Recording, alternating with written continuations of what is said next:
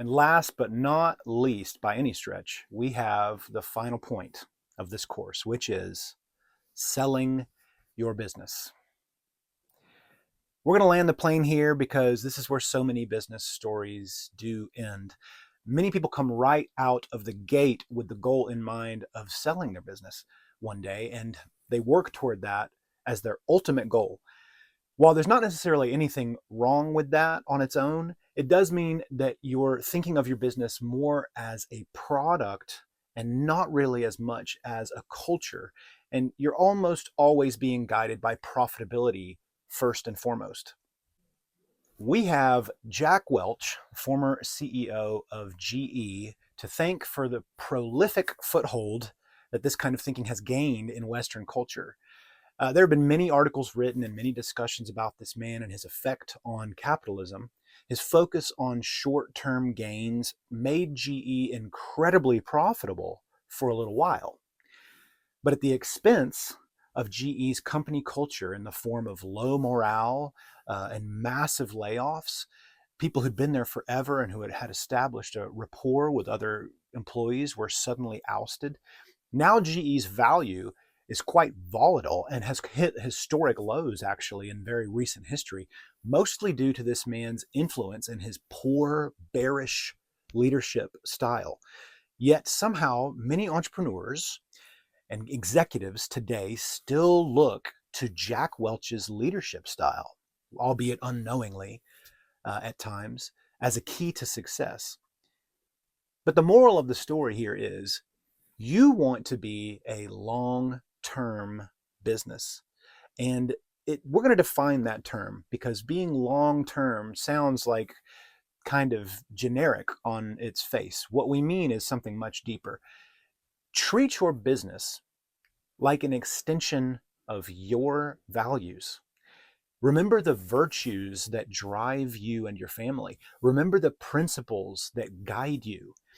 Treat others how you wish to be treated. Love your employees, love one another, and stand out from the crowd with integrity and quality.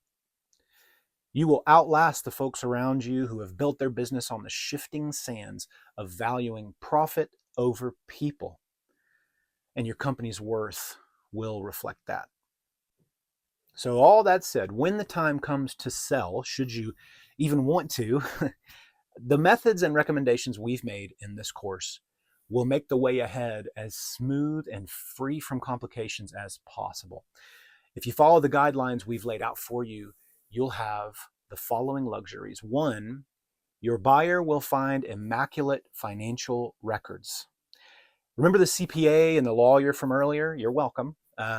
There will be no red flags in the discovery period of acquisition, and they'll feel wonderful about proceeding with it, even with the shareholders all being family members. Sometimes that's a red flag for a company that would come to acquire another one. But in this case, since the financial records are so immaculate and mirror exactly the values and the documents that have been laid out earlier on, there will be no potential for conflict or strife because everyone's going to know what is going down, Second, you have a strong infrastructure with automation. Remember the management point about working on your business and not in your business? This is where that practice will pay off the most. If you have a strong, efficacious workforce and a solid set of automations, the transition of ownership will be seamless, which is very, very attractive to buyers. And lastly, no surprises and equitable payouts. Everyone on the team will already know what to expect in terms of their shares, which have already been apportioned as equitably as possible.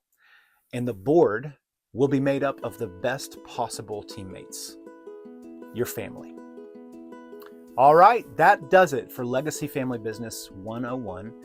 I want to thank you for joining me and for trusting PIC Branding by purchasing this course. We hope all the best for you and your loved ones as you jump into the marketplace with best practices in mind. I'm William Collier, and I hope my story helps you build the kind of legacy you can be proud of for years and generations to come. Cheers.